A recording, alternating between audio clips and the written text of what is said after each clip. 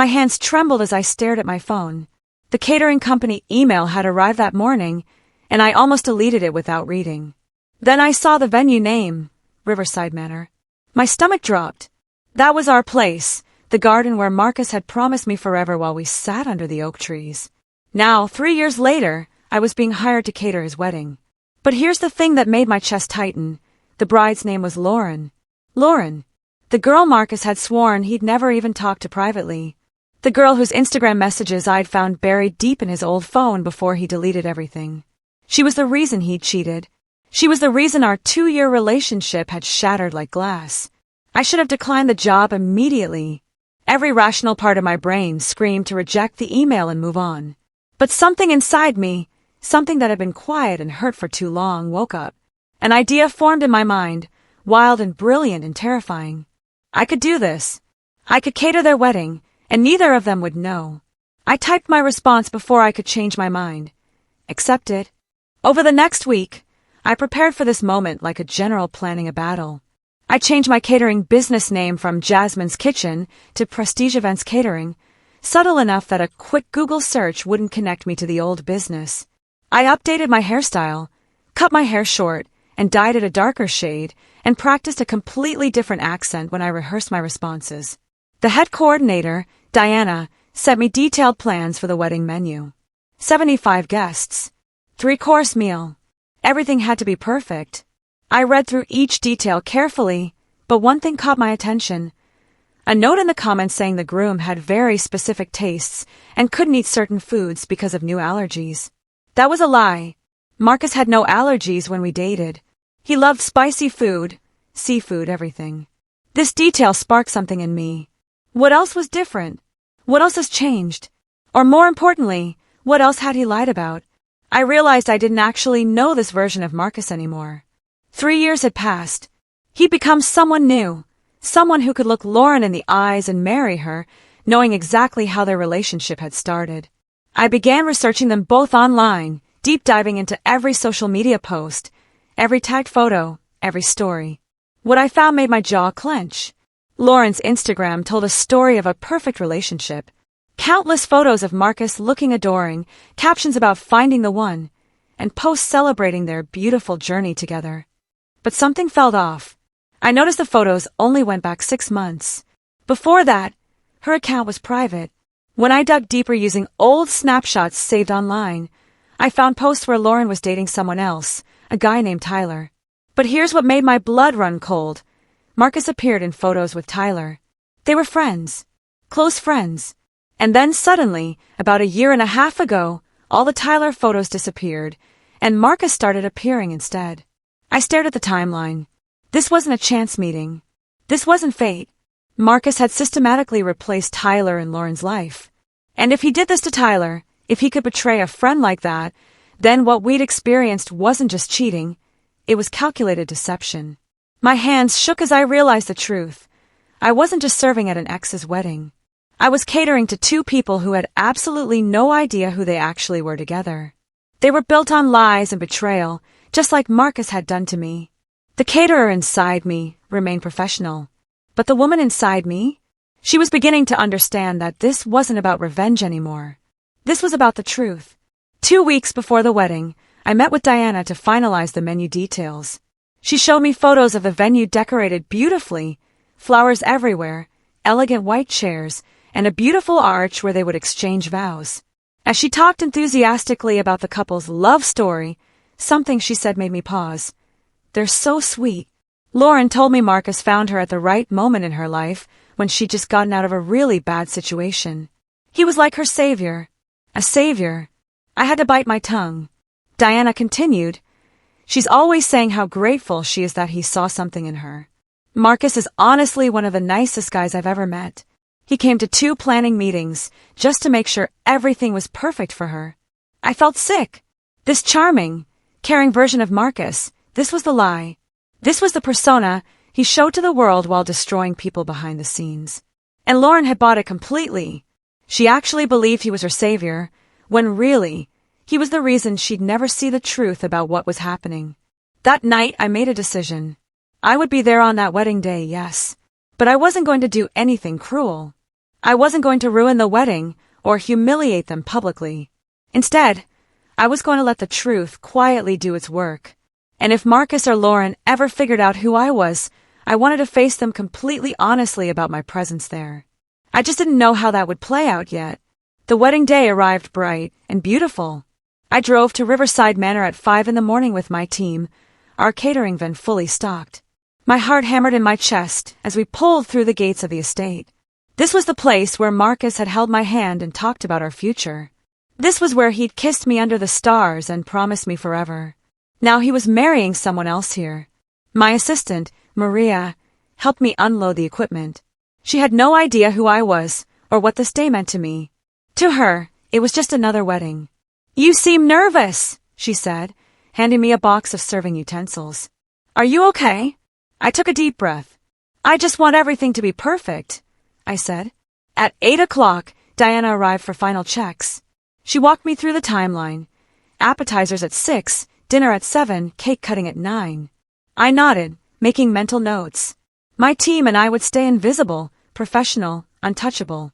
But then something happened that I hadn't planned for.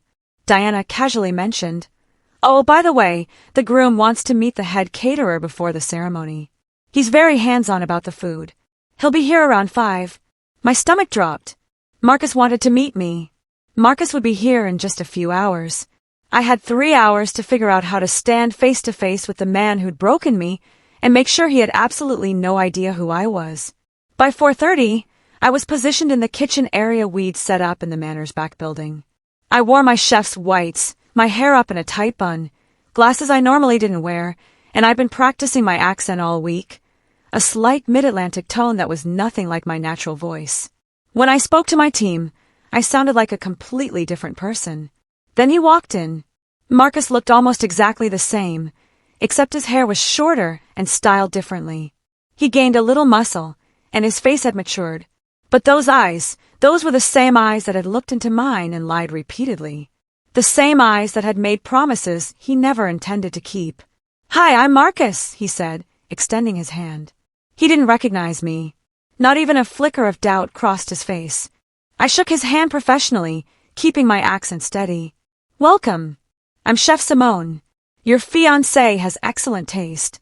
"She does," Marcus said, and I heard genuine warmth in his voice. "I'm really excited about the menu you put together. Can you walk me through it?" We spent the next 15 minutes discussing food, timing, and his dietary needs. I played the role perfectly, attentive, professional, warm but distant. Inside, my heart was racing. This man had no idea he was shaking the hand of the woman he devastated 3 years ago. As he was leaving, he paused at the door. You seem really familiar. Have we met before?" My blood went cold, but I laughed easily. "I have that kind of face," I said. "But I don't think so. Good luck with the wedding." He nodded and left. The moment he disappeared, my legs nearly gave out. From my position in the kitchen, I could see the ceremony through the large windows.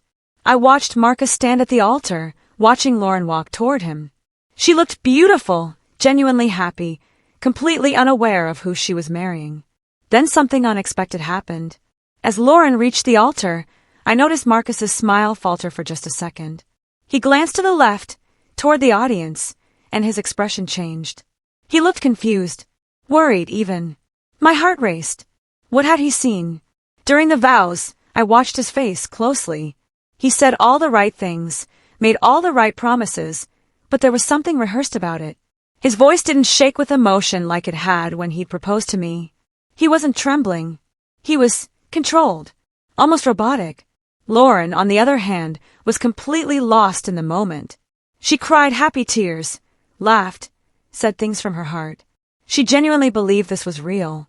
After they were pronounced husband and wife and walked back down the aisle, I saw Marcus lean over to whisper something to Lauren. She tensed slightly, then smiled and squeezed his hand. But the smile didn't reach her eyes. I realized something at that moment. This wedding wasn't about love. It was about something else entirely. And maybe, just maybe, I wasn't the only one who could see through the lie. As my team and I served appetizers to the guests, I moved through the crowd carefully, always aware of where Marcus was. During the cocktail hour, I overheard an interesting conversation between Marcus and an older man I assumed was his father. "Are you sure about this?" his father asked quietly, holding Marcus's arm aside. Marcus stiffened. "Dad, we've been through this." "You haven't been through anything, son. You've just been running. There's a difference." Before Marcus could respond, Lauren appeared, linking her arm through his. "Come dance with me," she said brightly. Marcus's father stepped back, looking disappointed, and Marcus went along obediently. I filed this moment away. Running. From what? My mind spun with possibilities, but I kept my face neutral as I served champagne to nearby guests. Later, during dinner service, I noticed something else. Marcus barely touched his food. He pushed it around his plate, took small bites, and kept checking his phone under the table. Lauren ate and talked animatedly with her family, but Marcus seemed distant, distracted. Then his phone buzzed, and I watched his face go pale.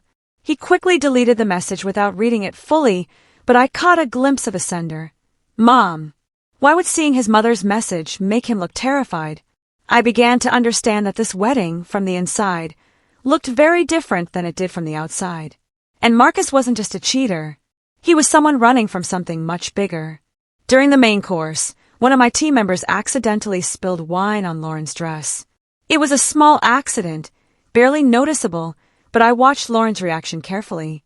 She'd been so gracious and joyful all night, but in that moment, her face hardened. She snapped at my assistant in a way that made everyone uncomfortable, and then, just as quickly, she smiled and said she was fine. But the mask had slipped. Marcus had seen it too.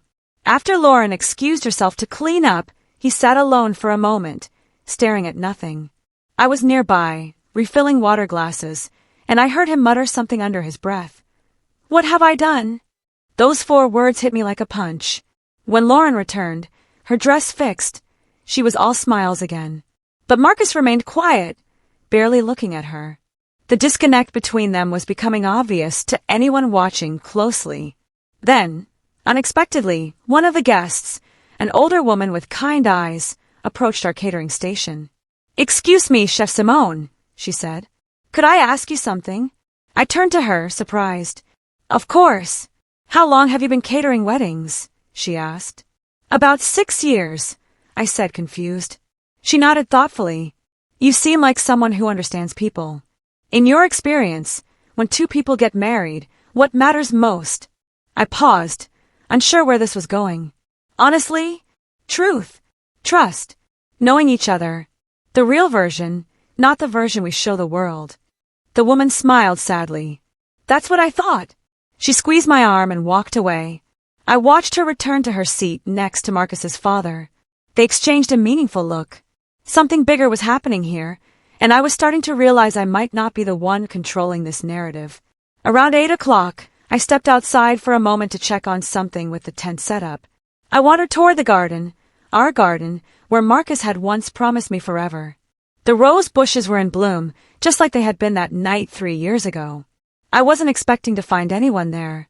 But as I turned the corner, I saw Marcus sitting on the same bench where he proposed to me. He was crying silently, his head in his hands. I froze. I should have walked away.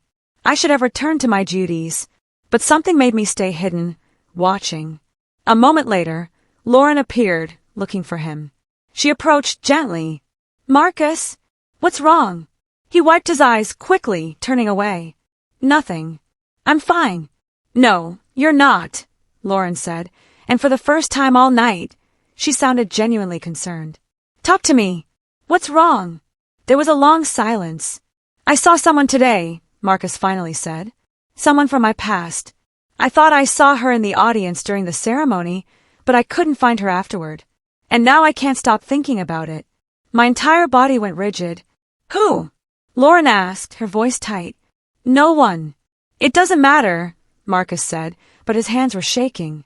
"It does matter if it's making you sad on our wedding day," Lauren said, and I heard something shift in her tone. Fear, maybe. Or jealousy. Was it her? The one from before?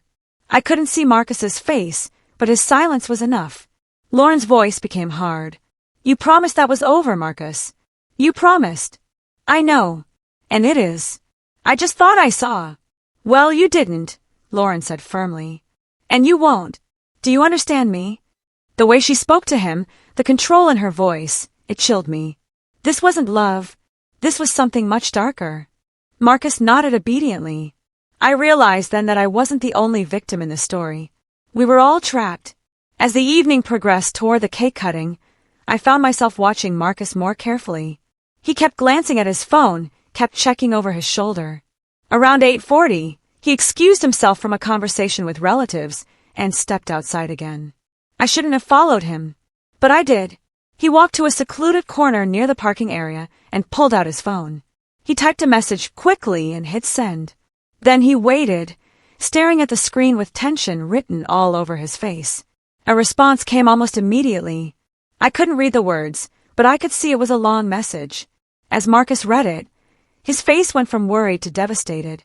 His hand dropped to his side, and he stood there, frozen. That's when my assistant Maria found me lurking by the trees. "Chef, we need you back in the kitchen," she said. "It's time to prepare the cake." I nodded and followed her back, my mind spinning. Later, as we carried the gorgeous 3-tier wedding cake toward the cutting ceremony, I made a split-second decision. With my phone, I captured a photo of Marcus's face as he watched the cake being brought in. He looked completely hollow, like a man watching his own funeral rather than celebrating his marriage. I uploaded it to a private cloud, time-stamped and saved. I wasn't entirely sure why yet, but something told me I'd need proof of this moment. The cake was cut, sweet words were exchanged, and no one else seemed to notice that the groom looked like he was drowning. As the reception wound down and guests began leaving around 10, I was in the kitchen packing up when my phone buzzed. It was a text from an unknown number. "I know who you are." My blood turned to ice. I stared at the message, my hands shaking. Who would know? How could anyone possibly know? Then another message came through. "The way you moved. The way you watched him. I recognized you even if he didn't. This is Marcus's mother. We need to talk." Marcus's mother. The woman whose message had frightened him so badly earlier. I looked around to make sure no one was watching, and I typed back, "How do I know this is real?" The response was immediate. "Because I'm walking toward the kitchen right now, and I want to speak to you privately before you leave." I took a sharp breath. My heart was hammering. When I looked up, I saw her, an elegant older woman with Marcus's eyes, approaching the kitchen entrance. She looked directly at me and said quietly, "Walk with me to the parking lot. We don't have much time." As we walked away from the manor, Marcus's mother, whose name was Catherine, began to talk. "I know about you. Marcus mentioned you once, years ago. Said he'd made a terrible mistake. But he never told you the real reason, did he?" I shook my head, confused. "Lauren's father is Marcus's boss," Catherine said bluntly. "Was his boss." Marcus had been passed over for promotion multiple times. Then one day, Lauren's father invited him to a company dinner. He told Marcus that if he pursued his daughter, the promotion was his. If he treated her well, married her, gave him grandchildren, the company would be his someday. I stopped walking. "What?" "Your ex-boyfriend has been playing a role," Catherine said, her voice heavy with disappointment. "He left you to chase money and power, and now he's trapped himself in a marriage to a woman he doesn't love, to a father-in-law who controls his every move. Why are you telling me this?" I whispered, "Because my son has made choices that hurt you, and I've been watching him destroy himself trying to live up to expectations that were never worth meeting. I wanted you to know that this wedding, this life he's chosen, it's not a happy ending. It's a very beautiful prison." She handed me a card. "I'm a therapist. I'm also someone who believes in truth and healing. Whatever you're doing here, whatever purpose brought you to this wedding, I want you to know that sometimes the greatest revenge is simply living a better life than the person who hurt you." She walked back toward the manor, leaving me standing in the parking lot with the card in my hand and my entire understanding of this situation shattered. For 3 days after the wedding, I couldn't stop thinking about what Catherine had told me. The wedding photos started appearing online. Lauren's social media exploded with beautiful shots of the day. In every single photo, Marcus looked distant. In some, he looked almost pained. I noticed other things too. The captions were all written by Lauren, never by Marcus. When she posted photos of them kissing, he hadn't even liked them. This wasn't just a bad marriage starting, this was a performance. Then something surprising happened. Lauren texted the catering company through Diana, asking for my contact information. Specifically, she wanted to speak to Chef Simone about catering her upcoming dinner parties. Diana sent me the message excitedly. Looks like you made an impression. The bride wants to book you for future events. I stared at the message for a long time. Lauren wanted to hire me. Did she suspect something? Or was she just satisfied with the catering service? I decided to text her back, keeping my tone professional and warm. I'd be happy to discuss future events with you. When would you like to meet? The response came quickly. Tomorrow at Riverside Manor at 2 p.m. Just us. There's something I want to talk about regarding Marcus. My entire body tensed. What did Lauren know? And more importantly, what did she want to tell me? I arrived at Riverside Manor the next day, still in my Chef Simone disguise. Lauren was waiting for me in our garden. She looked tired, like she hadn't slept well since the wedding. Thank you for coming, she said, and there was genuine relief in her voice. We sat on a bench not far from where I'd witnessed her arguing with Marcus days before. I need to tell you something, Lauren said, wringing her hands. And I need you to keep it confidential because of my position in the company. My father owns the business where Marcus works. I remained silent, waiting. I know my father asked Marcus to marry me, she said, the words tumbling out. And I know Marcus did it for the job and the money. But here's what's so messed up, I agreed to it too. I blinked, surprised. After my last relationship ended badly, I was broken. My father offered to help me by arranging someone he trusted would treat me well. Someone he could control. And I was so desperate for security, for certainty, that I said yes. I thought if my father approved of him, then maybe it would be different this time. Maybe I won't get hurt. Tears slipped down Lauren's cheeks. But I'm still hurt. Because I married someone I barely know, and he married me because of my family, and we're both lying to each other constantly. I look at him, and I wonder if anything he says is real. I felt something shift inside me. Pity. Genuine pity for this woman. I hired you, Lauren continued, because I noticed something during the wedding. The way you moved, the way you looked at Marcus, it was like you knew him. Like you'd really known him. And I realized I wanted to know him that way too. But I don't think that's possible now. She looked at me directly. Do you think people can recover from lies this big? Or are we just broken? As I listened to Lauren's despair, I realized something profound. Revenge doesn't work the way we think it will. I'd come to this wedding expecting to feel satisfaction watching Marcus suffer, watching him be trapped. But instead, I felt angry on his behalf. I felt frustrated that he'd made such a cowardly choice. And I felt deep sadness for Lauren, who'd been so broken by her own experiences that she'd agreed to a sham marriage. Can I ask you something? I said, my accent slipping slightly for just a moment. Lauren nodded. Do you actually love him? Or do you love the idea of him? She stared at me, and I watched realization dawn on her face. I don't know, she whispered. I'm not even sure I know what love is supposed to feel like anymore. Then maybe, I said gently, the first step is figuring that out.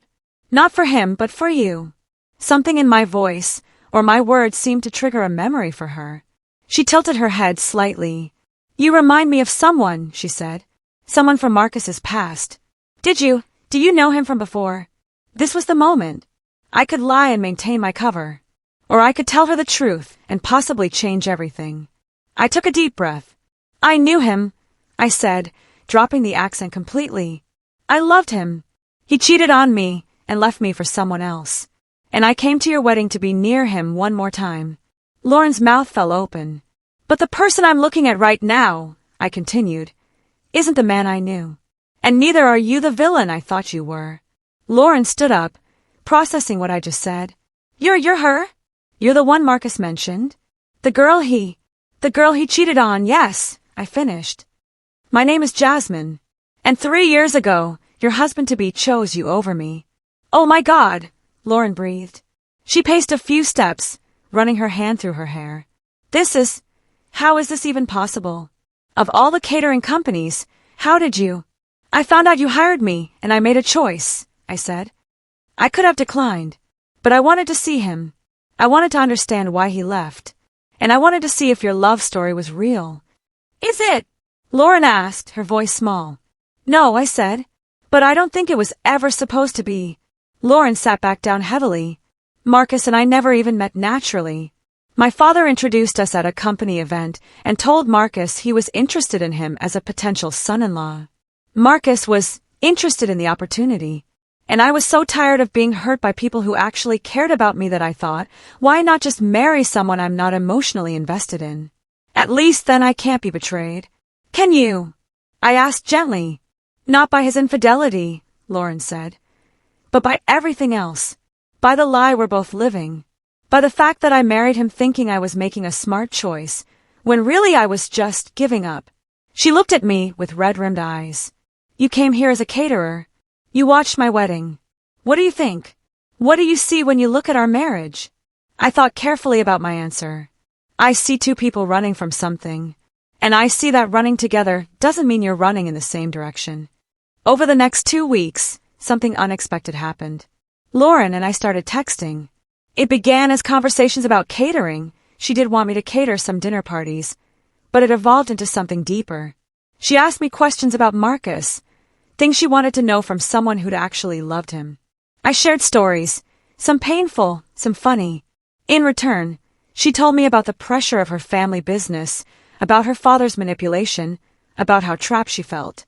One evening, she asked me to meet her at a coffee shop far from her usual places. When I arrived, I barely recognized her. She dressed down, no makeup, looking genuinely like herself for what might have been the first time since I'd met her. I think I need to get a divorce, she said bluntly, stirring her latte. I almost dropped my coffee. That's a big decision. I know, but talking to you has made me realize something. Marcus and I don't have a marriage. We have a business arrangement, and I don't want to spend my entire life in a transaction. What about your father? I asked. He'll be furious, Lauren admitted. He'll probably fire Marcus from the company. But you know what? That's Marcus's problem for selling himself in the first place. And it's my problem for being so desperate to avoid pain that I walked into this trap willingly. She stirred her coffee slowly. I'm not going to do it yet, but I'm going to start counseling. I'm going to figure out who Lauren is when she's not running from something. And then, when I'm ready, I'm going to tell Marcus the truth. How do you think he'll take it? I asked. Honestly, I think he might be relieved, Lauren said. I think he's been as miserable as I have. Maybe more. What happened next, I never saw coming. 3 weeks after my meeting with Lauren, I received a call from an unknown number. When I answered, I heard Marcus's voice. Jasmine. My entire world went still. How did you get this number? My mother, he said. She told me everything. About why you were at the wedding. About who you really are. I said nothing, waiting for anger, accusations, denial. Instead, Marcus laughed, a hollow, broken sound. You want to know what's really messed up? I figured it out on my own too. Not until days after the wedding, but I realized someone at the catering company looked familiar. It took me a while to place you, but eventually, I knew. Part of me wondered if I'd imagined it. What do you want? I asked carefully. I want to meet, Marcus said. I want to talk to you. Not as enemies. As two people who loved each other and made terrible mistakes. We met at a coffee shop on a Tuesday afternoon. Marcus looked exactly like the man I remembered, but also completely different. There was a sadness in him that hadn't been there before, a weariness. I'm sorry, he said before I even sat down. I'm sorry for everything. For cheating on you. For lying. For breaking your trust. For all of it. I sat down slowly. Why now? Why apologize after 3 years? Because, Marcus said, your catering company has made me realize what I gave up. I spent months after our breakup telling myself that I'd made the right choice. That Lauren was better, that she made more sense. But you made me happy in ways I didn't even understand. He paused. And then I married someone I don't love for a job I hate, working for a man who owns me, and I realize that I've been living a lie that's suffocating me. Does Lauren know? I asked. She's figured it out, Marcus said. We've been having a lot of conversations lately. Honest ones. She's seeing a therapist, and she suggested I do the same. She thinks we should probably get divorced. I felt something unexpected. Relief. She hired you specifically to cater events because she wanted to understand my past, Marcus continued. She said that if I couldn't be honest about where I came from, We couldn't possibly build anything real. And she was right. There's something else, Marcus said, reaching into his jacket. He pulled out a piece of paper, a handwritten letter. I wrote this the week after you broke up with me, he said. Before I met Lauren. Before I made any of the choices that led me here. I was going to mail it, but I was too scared. Too ashamed. I'm giving it to you now. With trembling hands, I opened the letter. It was dated 3.5 years ago. Jasmine. Asterisk, I don't know how to write this. I don't even know if I should, but I have to try asterisk. Asterisk, what I did was unforgivable. I betrayed you in the deepest way possible. And there's no excuse good enough, no apology deep enough, to undo that asterisk. Asterisk, but I want you to know that knowing you was the best thing that ever happened to me. You taught me what it meant to be loved unconditionally. You showed me what it felt like to build something real with another person. And I threw that away for a moment of weakness and selfishness. Asterisk. Asterisk, I don't expect you to forgive me. But I want you to know that I'm sorry. And I hope that someday you'll find someone who deserves you more than I ever did. Asterisk. Asterisk, I love you. Even though I proved it in the worst possible way, it's true. Asterisk. Marcus. Tears slipped down my face as I read his words. This letter had been written before everything went wrong. Before he'd chosen Lauren. Before he'd made the choice to lie. I carried this around for weeks, Marcus said quietly. And then I never sent it. I thought if I didn't send it, if I just moved on, maybe I wouldn't have to face what I'd done. There's something else you need to know, Marcus said, and his voice was heavy. About Lauren and Tyler, about how that all happened. I know, I said. I researched it. You know that I replaced her previous boyfriend? Marcus asked, surprised. I know you were friends with him first, I confirmed. That you betrayed his friendship. Marcus nodded, looking ashamed. He was my best friend. And he loved Lauren. He wanted to marry her.